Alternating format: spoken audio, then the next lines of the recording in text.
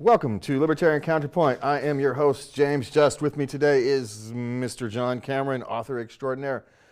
John, California lawmakers are at it again. For those of us who lived through AB 5, we've seen this before, but this time it's that bill that they passed to raise the minimum wage for fast food workers, right? First, they had a carve out for Panera Bread, which wasn't actually, what's the word I'm looking for, John? It wasn't specifically for Panera Bread, but it was specifically for Panera Bread. Yeah. And now they're going through and more carve-outs. Yes. And we know how this works. For those of us who watched AB 5, this works as you pay to play. And so those people who paid the Democrat Party are getting their carve-outs. They're getting their money's worth, are they not? And yes, and the people pulling the strings behind the curtain are the SEIU, the whatever, Service Workers International Union of Thugs.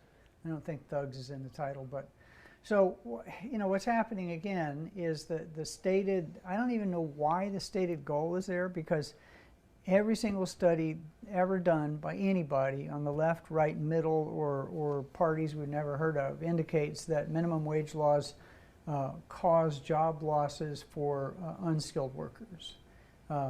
And yet they do it. And you think, why do they do it? Why do they do it? Why do they do it? Well, it's really simple.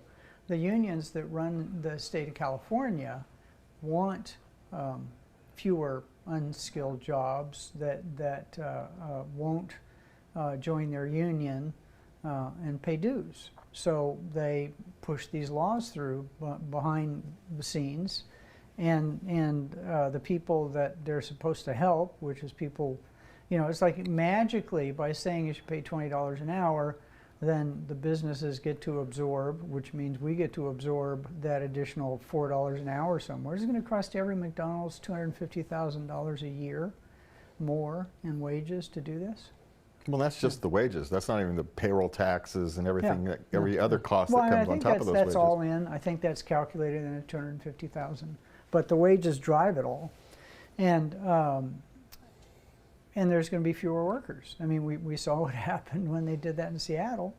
And, basically, people we used to be able to call one of the delivery services and get food at a reasonable price. And now, it's more expensive than if they drove to a posh place and bought the same sandwich. And so people are buying less stuff, and those businesses are suffering, and the drivers don't have the ability to get secondary income and everything else. So I think what they're carving out now is people that work at stadiums, airports, arenas. Well, they're picking and choosing which jobs are worth $20 an hour and which ones aren't, which politicians are the last people on the planet we want choosing what a job is worth. Because they're not going to choose it based upon They chose light rail. So that should have prevented them from ever making a decision about how to spend money until the end of time. Yeah, and we know what's going to happen, right? We've already seen it. We've seen that the more kiosks at McDonald's, right? We've seen those, and they've now got the ability to make hamburgers from a machine. So you're going to go from having 10 employees, 12 employees per shift, to having 2. People to feed and clean the machine. That's it. The rest of it is going to be all automated. You're going to pay for it with your card at the kiosk outside. Even if you drive up, you're going to just tap your card on the thing, and you'll have a robotic arm handed your bag. That's what's going to happen. I think if my memory isn't failing me, which it does often lately, almost everybody's first job in this country is now working for McDonald's. You look at CEOs and senators and representatives and lawyers and everybody that worked at a summer job or worked part-time when they were going to school, who learned to get out of bed and bathe themselves and show up on time and listen to somebody and follow orders and clean and all these necessary life skills we learned when we started working. I think I was working in the fields though when I was first time 10, but regularly when I was about 14. And you learn to show up and put in a day's work and listen to instructions and all those things that are necessary for doing anything in life. Now where are they going to learn it? From their video games? At 14, I was washing dishes at the family restaurant, right? That's what I was doing at 14. Then at 16, I went and was working at a Shakey's Pizza and things like that. No, at 16, I was working at a restaurant, Parisi's, washing dishes. You know, working at a different restaurant. They paid me more. And so I was washing dishes there. And then I went to, you know, as a dough roller at Shakey's Pizza at 18. You know, the guy who made your dough. So, yeah, that's how it works. And what the really disturbing part of this is they're making it harder to get on that first rung of the economic ladder. And if you can't get on that first rung of the economic ladder, you're not on the economic ladder. No. And so they're making it harder and harder and harder to get on that first run. And they're doing it deliberately. Yeah. And that's the truly disturbing part, that they're doing this deliberately. And that's because they want more people on the dole. They want more people having to beg, hat in hand, the government for subsistence level living. So they want them to earn subsistence level. They want them to beg for it. Yeah, so then they are obligated to vote for the people who will continue that check. Yeah, it's a disturbing trend. It is a highly disturbing trend. Well, we're going to move on about disturbing trends. The US government and Stanford pioneered the censorship scheme that Europe is trying to impose on, well, not just Europeans, because, you know, if our companies want to make it into the European market, they have to comply with these European European laws, right? Yeah.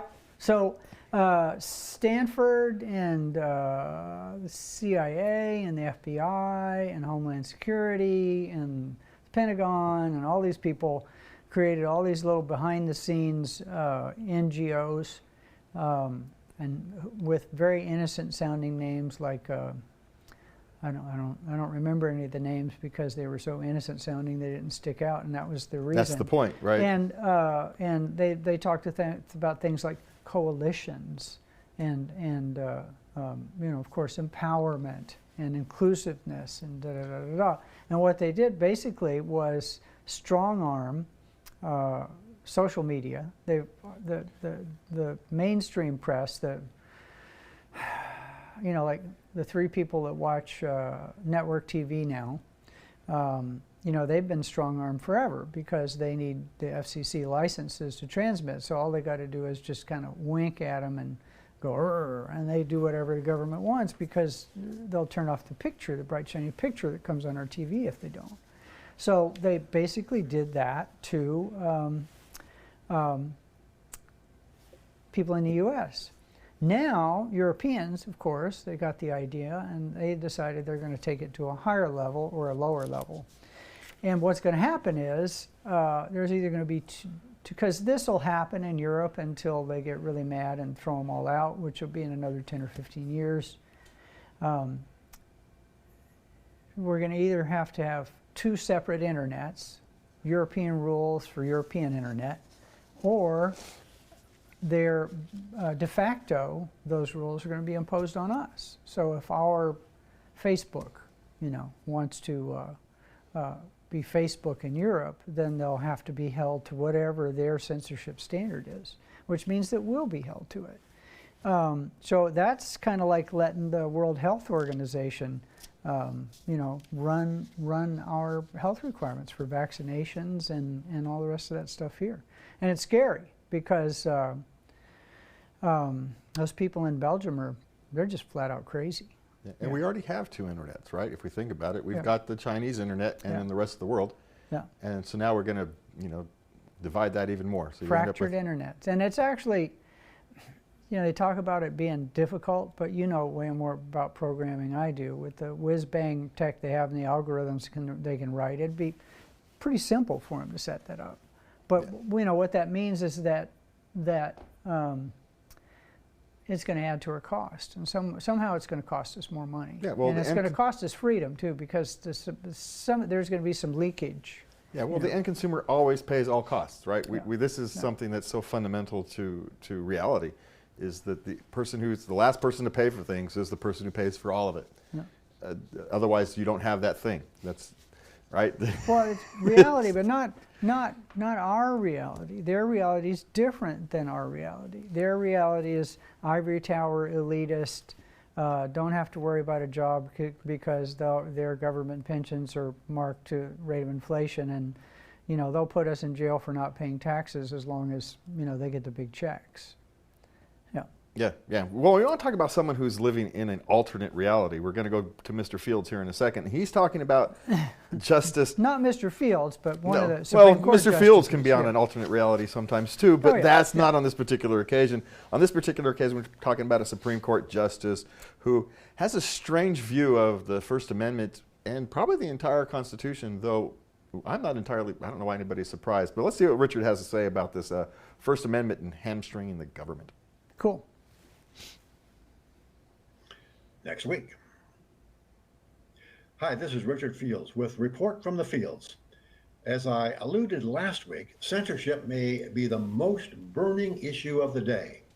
Matt Taibbi is an old school, honest liberal, supportive of civil liberties and suspicious of big business. He was the reporter writing at Rolling Stone who coined the term vampire squid, referring to Goldman Sachs in a series of exposés on the company's questionable business ethics. But now the liberal wing of the American political scene has been captured by progressives. And Matt Taibbi is persona non grata to the left. You see, after he purchased Twitter, Elon Musk hired Taibbi and other honest reporters to do some serious reporting on how the former management of Twitter had been genuflecting to the government in its coverage of the pandemic and lockdowns and the alleged corruption of Hunter Biden and by extension Joe Biden. Acting on the information of Twitter censorship uncovered by Taibbi and other reporters, then Missouri Attorney General Eric Schmidt and then Louisiana Attorney General Jeff Landry sued in Missouri versus Biden to stop the government censorship of social media. They won at the district court level and got a comprehensive injunction against further federal agency censorship. The injunction was later lifted by a 6-3 vote at the US Supreme Court, and the case decision has been appealed to the Supreme Court, which heard arguments last week. This case should be a slam dunk First Amendment victory case, but it looks like it will be close. The government admits to being regularly in direct contact with all the social media giants, Facebook, Twitter, YouTube, and LinkedIn. They claim they are not giving orders, but merely offering advice. But given ongoing efforts in Congress to more severely regulate these companies, offering unsought advice is sort of like a mafia don suggesting, "You sure have a nice business there. You might want to consider taking out some insurance from my cousin Vinny." In other words, extortion, pure and simple. The censorship and algorithmic shifting of attention away from anything opposed to the government narrative is massive and exacting in detail. This show has been affected. Before censorship, this show, the Libertarian Counterpoint, had all its shows, nicely filed in order of production on YouTube. Now, a search of YouTube brings up a total of 5 random shows from the 33 years we've been on the air, and a bunch of other non-relevant links. Likes on my Facebook posts have dwindled from dozens to a handful. A post I did on LinkedIn with a headline comparing the COVID lockdowns lies to the weapons of mass destruction lies that got us into war in Iraq was canceled. Respected public health academics Jay Bhattacharya and Martin Kulldorff, authors of the Great Barrington Declaration, which offered early, truthful critiques of the futility and folly of the lockdowns, were effectively canceled. Jeffrey Tucker of Brownstone Institute, who has done some of the best, most responsible reporting on the pandemic and its Keystone Cops aftermath, is almost impossible to find on any media, social or legacy media included, except for the Epoch Times and now X. It's disturbing that the United States Supreme Court, Justice Ketanji Brown Jackson said in reply to the attorney arguing for Missouri, and I quote, "My biggest concern is that your view has the First Amendment hamstringing the government in significant ways," end of quote. Really? Maybe I'm quaint and old-fashioned, but I thought that the whole point of the entire Bill of Rights was hamstringing government. We'll see in a month or two whether a majority on the court is okay with hamstringing the government, given the predilection of the Chief Justice and at least one of the Trump appointees. We're looking at you, Kavanaugh, to splitting the baby. I am not particularly optimistic. I'm Richard Fields, and that's this week's report from the fields. Well spoken, Mr. Fields from the fields. Yeah, it's disturbing that we have people in the Supreme Court who don't understand that the whole purpose of the Constitution was to hamstring government. That's the literal point. And we have a Supreme Court justice that doesn't seem to understand that. A couple of them. A couple of them. And I can understand how average people can kind of disagree with that. That's fine. But a Supreme Court justice should be held to higher standards than some guy on Twitter or somebody walking down the street on the understanding of these things. The guy on Twitter or somebody walking down the street doesn't have power. You know, just the. Do you remember back when you were younger where you didn't worry about politics and everything? It wasn't because you were clueless. It's because the government wasn't all invasive in every single part of your life. There weren't 180,000 pages of regulations and 65,000 pages of laws, and that's at the federal level. No, we're not talking about the state and local regulations and taxes. There wasn't lawfare going on, which I don't know who coined that phrase, but they deserve a Pulitzer Prize for just that one phrase. It just, government wasn't important. It was a tiny part of our life, and occasionally somebody in government would do something really stupid, and pretty soon they wouldn't be in office anymore. And now, literally every single part of our life, you know, the food we can buy, the jobs we can work at, the clothes we can wear, the communications device we use, the radio we can listen to, where we can walk, what we can say, is controlled by government. And eventually, the arguments about this reach the Supreme Court. And so the people that are on the Supreme Court should have a knowledge that's visceral of the Constitution, which is designed to protect us from that invasiveness, but because they are grown up in it, they love it. Well, you've got there's a certain segment of our population that thinks the government is there to protect you, but it's not. The government doesn't exist to protect you. No. It's not its job, not you as an individual. You could argue that it's there to protect our collective rights from invasion, from external invasion. It's there to not infringe on our individual rights. That's its duty, to not infringe on our individual rights. Well, it's falling down on that duty, let me tell you. But we've got a whole swath of politicals of the political spectrum that wants to reimagine the Second Amendment. So is it any surprise that same group wants to reimagine the First? No, sorry. I didn't know where you were going, and I corrected you. I apologize. Yeah. So we've got if you're willing to reimagine one amendment, you're going to be willing to reimagine any of them to suit your worldview. And that's the real big danger on this one. And if anybody reads the history of this country, except for some of the stuff they're making up now, and doesn't come to the conclusion that our founders were enormously fearful of invasive and overreaching government, with good reason. Although that government that they had a revolution over does about 1/100th of what this government that we have now does, then you're an idiot, because everything they designed, the First Amendment, the Constitution itself, much less all the amendments, the Second Amendment, the right to bear arms and form a militia. Well, let's don't forget the 10th Amendment that literally states if it's not specifically in the Constitution, you can't do it. Yeah, but we've ignored that one. And all rights are reserved for the people or the states. It's not all rights are reserved for the government. You got to go fight for them. It's the other way around. And well, we're going to see where this goes, because in Canada, they want to put you in prison now. They're working towards putting you in prison now before you commit a thought crime, not before you commit the crime. Like if you're planning to go out and rob a bank or planning an assassination or something of that nature. No. If you're thinking about, I don't know, upsetting somebody with the wrong way, in the wrong way. Of course, certain people are allowed to upset people, but you can't upset certain groups of people, protected classes, which of course you get to just make up. Yeah. And so if you are And it's not just Canada. Ireland just passed.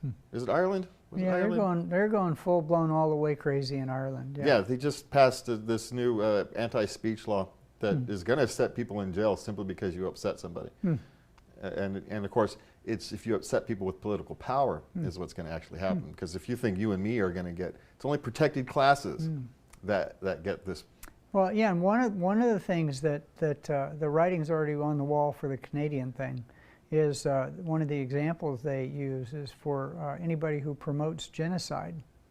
So promoting genocide, and we know what that means. That is progressive speak for taking the Israeli side in what's happening in Gaza. Yeah, we'll but somehow from the river to the sea prison. isn't promoting We'll genocide. go to prison for longer than if they raped a child. Yeah, thought crimes are now actually worse than crimes. Because than remember, crimes, can we say physical this crimes together? against Because we say it on the show all the time. Sticks and stones may break my bones. Yep, but words will never hurt me. No, they should not. No. I mean, if you are a full functioning human being, words, somebody else's opinions about you should not have a major impact on your life. It's not that they made me feel bad. No, I made me feel bad for being an idiot enough to listen to them and own it. All you got to do is A, not listen, and B, not own it. All right, John, we got like 6 minutes left, so I want to get these last three here. Please. Biden-Harris's daycare disaster. They want to create a national daycare system where the most someone's going to have to pay is like, what is it, $10 a day, $10 a month? $10 a month. Yeah, $10 a month for daycare. And they want kids to go to go to preschool at age 4, and that's going to be paid for as well. But when all the studies show that that's actually worse for kids, they need to be wild little animals for a while before they go to school. Yeah. Like the Head Start program. That's basically the Head in the Sand program, or Pound Your Head on the Wall program. And this is lunacy because A, there isn't any money, and B, maybe it's a stupid thing to do, and B, there isn't any money to pay for it. Well, until we know what happens when the government starts throwing checks at these kinds of things, right? Look at education. When the government decided we're going to pay for, we're going to pretend to pay for people's education, with essentially free handing out free student loans. That's a bad way to phrase that. Even well, eventually, 10, they 20, are going to be 30 free. years, they're written off. If you factor in inflation, even with the interest, if you allow somebody to if you make payments, I think it's currently 20 years of payments, they just end the loan. So you just make the minimum payment forever and they end the loan. Or if you work for a nonprofit for 10 years, or the government for 10 years, then the loan gets written off. All right, if you're going to do that, reverse it. If you work for the government, you should pay a higher rate of interest. And if you work in the private sector and actually create money and wealth and jobs, they should write it off. Yeah, but all the government interference in the education system did was create expensive education. Yes. And so all this is going to do is create massively expensive daycare. Yeah, and private daycare won't be able to compete. And it'll be crappy quality because we've seen what happens to the school. It'll be unionized, so because that's what the progressives do, and on and on and on. I think we just ate 5 of the 6 minutes. Yeah. So California has, shall we say, misjudged their economic benefits again. Here, shall we go? Because they thought they added 300,000 jobs or something. It turns out that they were off by 250,000. Yeah. Yeah, they counted how many high-paying jobs they had. They thought they had 300,000, and they really only had created 50. So there was actually a net. Once again, we already knew this, a net outflow of high-paying jobs in the state of California. Yeah. So my question is, who keeps coming up with these estimates here in California? These people are terrible. They're the people that came up with the cost for the light rail. I mean, the high-speed rail. From Bakersfield to Modesto or whatever it is, 100 billion more. Oh, and we wonder why we have a $68 billion, $73 billion, $36 billion. Who the heck knows what the real number is that's coming out of those clowns down the street, right? The real budget deficit. Clown college, yeah. Yeah, who knows what the actual budget deficit is? You just make these numbers up at some point. No. and we don't find out until. And then they'll just go to Uncle Sugar because California's who gets the progressives elected, and they'll give them a grant. They already gave them about $20 billion in grant. That's why it's not a $100 billion deficit. Yeah. Yeah. What are we They going don't to do? give grants to Texas, though. Well, no, of course not, because Texas doesn't Don't have even the. let them protect their own borders. Well, yeah, California already has a wall, right? So we don't need a new wall in California. We've got one. Well, that's because they're all going Texas. Yeah. Well, because they're all going to Texas because California has a wall. And it's a little easier to walk through where there's not a wall. But what happens when you can't get through California? I mean, through Texas. Now they're going through Arizona and that little part of New Mexico, right? It's just, it's whack-a-mole. They're playing whack-a-mole with that thing. All right, so we got like 2 minutes left, John. California is trying to create a program where they're allegedly helping people with first-time home buyers and home loans and whatnot. But what they're not telling people, or what's in the fine print, is that you have to share your profits back with the state when you sell that house later on. So Shocker. So it's amazing. And you have to share your profits even if there aren't any profits there when you sell your house later. Even when you sell your house later, they get a At a percentage loss, of the house. they get Even a a loss, percentage. they Yeah. get a percentage Yeah. of the That's a sale. scam that even the mafia wouldn't try. Well, maybe they would, but you know. Yeah, so we're going to give you 20 grand to help you with the down payment, but when you sell the house, you have to give us 10% or whatever it is. And since your house is $200,000 at minimum, you're going to give us 20 grand. We're going to make some money off of this deal. Yeah. Yeah. And since in California, most houses aren't 20 grand. You're talking 400, 500. Sacramento, I think it's almost 5, the average house. Yeah. If So you're talking Bay Area, it's $1.5 million. And if you're talking someone sells it in 10 years and they've actually made a profit, then you're going to get a whole big $200,000 check to the government. Your investment for your next house is not going to be as big as you thought it was going to be, because imagine that. Yeah. Imagine that. And people will line up for it. They just will. They will line up and go after and take this kind of a program and think that the government is there for them. And then, even when they cancel the program, the bureaucracy that they created will somehow still have jobs. Oh yeah, the bureaucrats. Guarantee it. Guarantee it. Yeah, the bureaucrats always have jobs, John. That's the one thing we know. We've got a minute left. The bureaucrats will still have a job, because the bureaucrats always have a job. That's when we go back to the front of these things. We talk about the unions creating carve-outs for the. I like what Javier, my new hero Javier Milei called them. What do you call them? Parasites and vampires. Yeah. Yeah, the bureaucrats. The bureaucrats. Parasites and a parasitic class. Yeah. Sucking the life out of the economy. Well, he showed that it can be done. What is it? In 3 months. Chainsaw. In 3 months, he cut half the government and now has a surplus rather than a deficit. It's amazing what you can do when you stop spending money. Imagine that. All right, thank you for watching. Thank you, John, for being here. Thank you to everybody inside for working so hard. Have a good night, and please remember to love everybody. Love everybody. And we'll see you next week.